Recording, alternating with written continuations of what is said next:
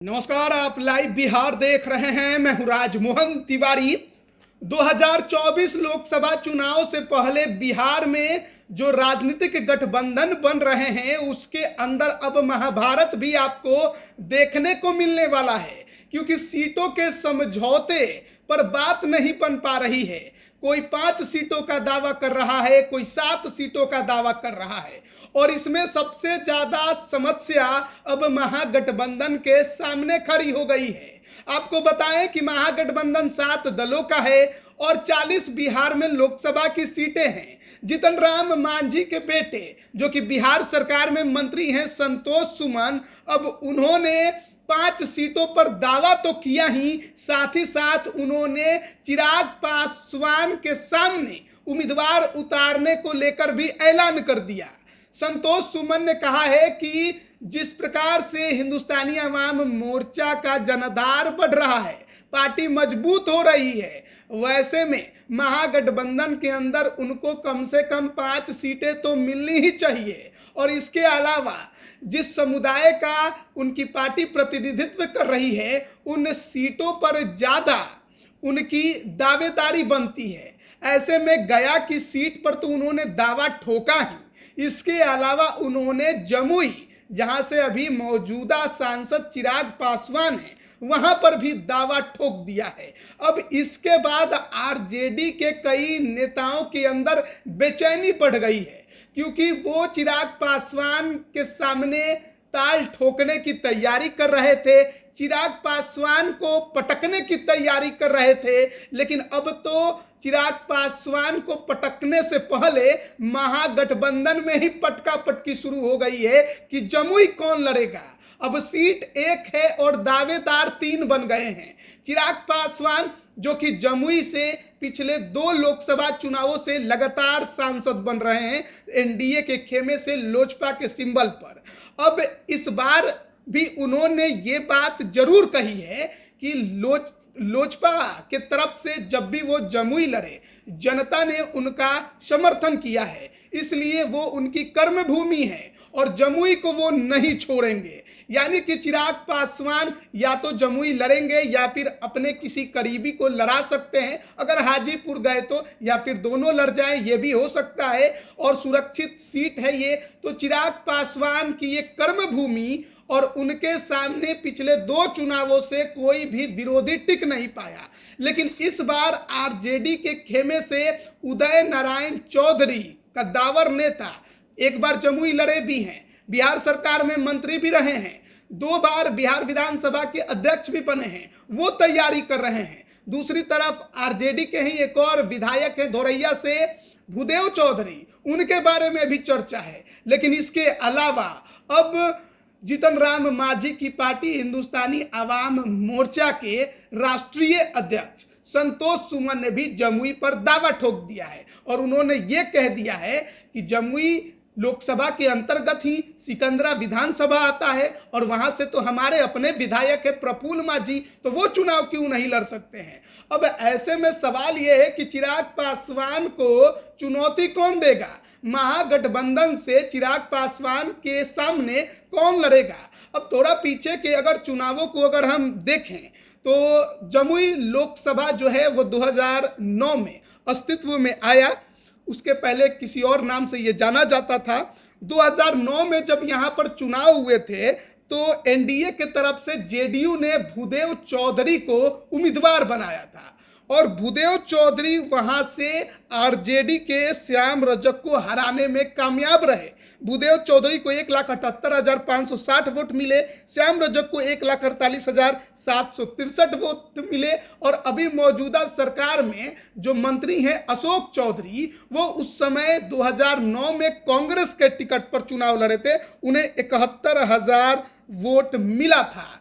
तो ये 2009 के परिणाम थे। लेकिन जैसे ही 2014 लोकसभा चुनाव आया, जिस प्रकार का उस समय का चुनावी समीकरण था, जेडीयू अलग लड़ रही थी, आरजेडी अलग लड़ रही थी, लोजपा रालोसपा के साथ बीजेपी ने गठबंधन करके चुनावी मैदान में उतरने का ठाना था, उतरी भी। लोजपा से चिराग पासवान पहली बार चुनावी मैदान में आए और जमुई से उन्होंने ताल ठोका। जमुई की सीट पर चिराग पासवान को 2014 में 2,85,354 वोट मिले। आरजेडी के सुधांशु शेखर भास्कर जो कि सुल्तानगंज के पूर्व विधायक थे, उन्हें 1,99,407 वोट मिले, वो दूसरे नंबर पर रहे।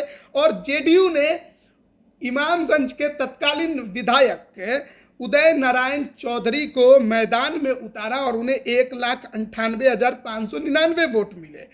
और यहाँ पर लड़ाई जो है चिराग पासवान ने जीती, यानी कि आरजेडी के उम्मीदवार को भी हराया। और जो अभी वर्तमान में आरजेडी से जमुई की सीट की दावेदारी कर रहे हैं, मजबूत दावेदारी पेश कर रहे हैं उदय नारायण चौधरी, वो तीसरे नंबर पर रहे थे। 2019 का लोकसभा चुनाव बीजेपी, जेडीयू और लोजपा एक साथ थे, एक तरफ महागठबंधन था। लेकिन उदय नारायण चौधरी जो 2014 में जेडीयू के टिकट पर लड़े थे, दोबारा जब जेडीयू बीजेपी के साथ चली गई, यानी कि एनडीए में शामिल हो गई, तो उन्होंने नीतीश कुमार का साथ छोड़ दिया। उससे पहले 2015 में वो खुद की इमामगंज की सीट जो है वो जीतन राम मांझी से हार गए और वो आरजेडी में शामिल हो गए। अब आरजेडी में शामिल होने के बाद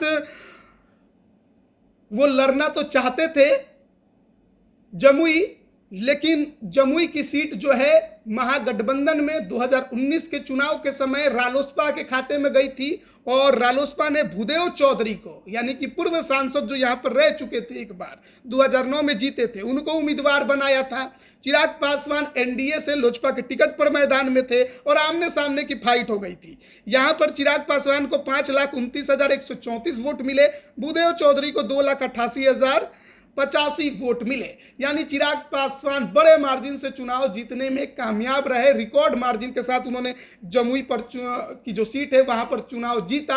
और एक बार फिर उन्होंने ये बात कही है कि वो जमुई को नहीं छोड़ेंगे, यानी या तो वो जमुई लड़ भी सकते हैं या फिर अपने किसी करीबी को लड़ा भी सकते हैं। लेकिन सवाल महागठबंधन में खड़े हो गए हैं, क्योंकि जो उदय नारायण चौधरी आरजेडी के टिकट पर उम्मीदवारी देने की तैयारी में थे, उनके सामने मांझी ने एक बार फिर से अपना दावेदारी पेश कर दिया है। जीतन राम मांझी 2015 और 2020 दोनों ही चुनावों में उदय नारायण चौधरी को इमामगंज की सीट पर चुनाव हरा चुके हैं।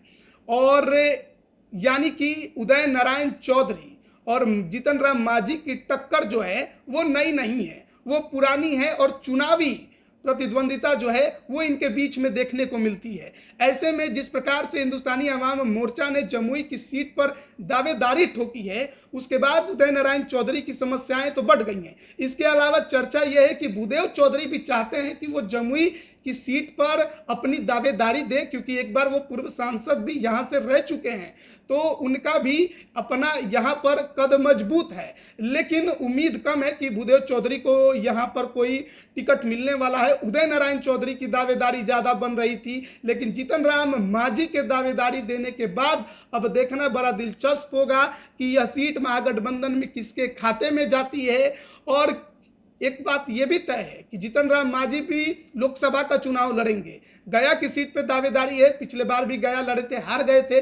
हो सकता है कि गया की सीट पर ही लड़े, लेकिन इसके अलावा जमुई की सीट पर जो उन्होंने दावेदारी दी है, उसके बाद महागठबंधन में जरूर अब पेच फंसेगा और समझने का हर कोई प्रयास करेगा कि किसको कहां सीट दिया जाए। इसके अलावा जो 5 सीटें हिंदुस्तानी अवाम मोर्चा ने मांगी है, क्या 5 सीटें महागठबंधन उनको देगा, यह भी अपने आप में बड़ा सवाल है। पिछली बार महागठबंधन से उनको 3 सीटें मिली थी, लेकिन इस बार जब जेडीयू भी आ गई है तो वो भी 3 सीटें मिले कि ना मिले, इसको लेकर हिंदुस्तानी अवाम मोर्चा को सोचना चाहिए था। लेकिन हाल के समय में जिस प्रकार से जीतन राम मांझी के बोल बदले हैं, नीतीश कुमार पर अटैकिंग मोड में आए हैं और उन्होंने ये भी कह दिया है कि राजनीति में कसम की कोई अहमियत नहीं होती है। इसका मतलब हर कोई ये भी निकाल रहा है कि जीतन राम मांझी एक प्रेशर पॉलिटिक्स तो कर ही रहे हैं, साथ ही साथ उनकी बातचीत बीजेपी के साथ भी चल रही है। तो क्या ये जिस प्रकार से सीटों की दावेदारी पेश हो रही है और नीतीश कुमार को लेकर और महागठबंधन को लेकर जीतन राम मांझी की पार्टी के तरफ से बयान आ रहे हैं,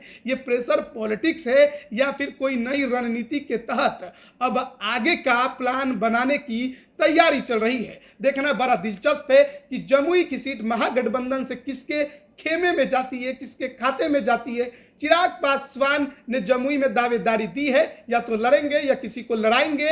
हो सकता है कि चिराग पासवान जमुई के साथ हाजीपुर दोनों लड़ जाए, लेकिन महागठबंधन चिराग को हराने के लिए किसे उम्मीदवार बनाएगा?